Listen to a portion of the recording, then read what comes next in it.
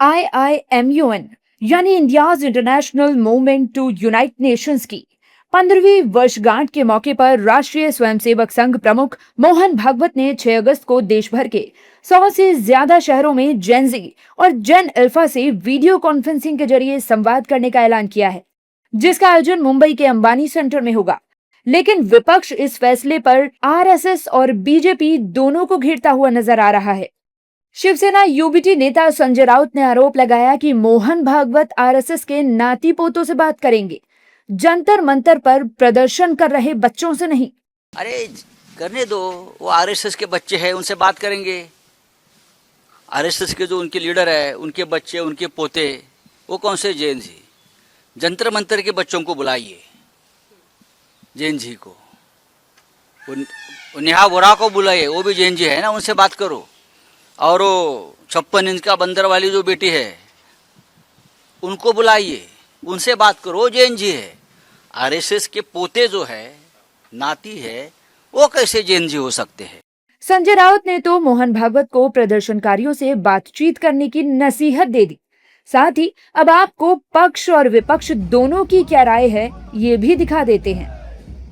छात्रों के साथ वार्ता होती रहनी चाहिए, उनकी भावना क्या है यह सभी को समझने की जरूरत है। आदरणीय प्रधानमंत्री जिस मामले को आप देख, लगातार प्रधानमंत्री जी भी वीडियो कॉलिंग के माध्यम से संबोधित कर रहे हैं, सरसंघचालक जी भी कर रहे हैं। उनके ही बच्चों से बात कर रहे हो, अगर उनको सही मायने में जेन जी और अल्फा, जेन अल्फा से संवाद करना है, मैं मानती हूँ उनके दुख दर्द को आप समझें।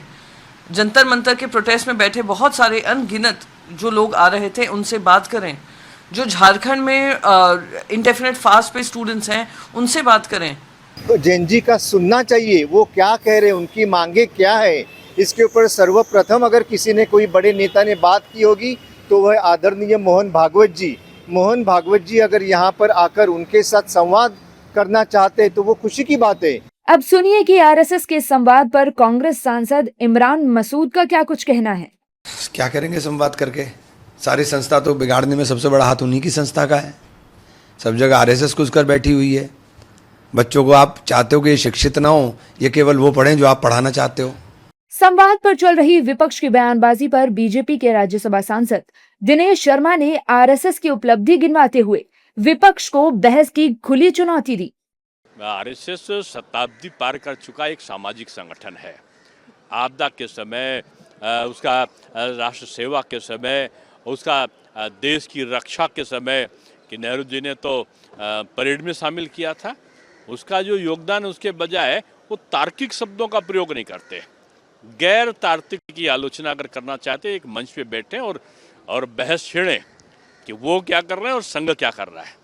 बता दें कि हाल ही में नीट पेपर लीक मुद्दे को लेकर जंतर मंतर पर हुए प्रदर्शन के दौरान पुलिस या कार्रवाई और सरकार के रुख के कारण देश के युवाओं, विशेषकर जेन जी और जेन अल्फा में केंद्र सरकार और उसके वैचारिक संगठन राष्ट्रीय स्वयंसेवक संघ यानी आरएसएस के प्रति गहरी नाराजगी देखी गई थी। ऐसे में आरएसएस प्रमुख मोहन भागवत का फैसला युवाओं से दूरी को पाटने की दिशा में एक महत्वपूर्ण कदम माना जा रहा है।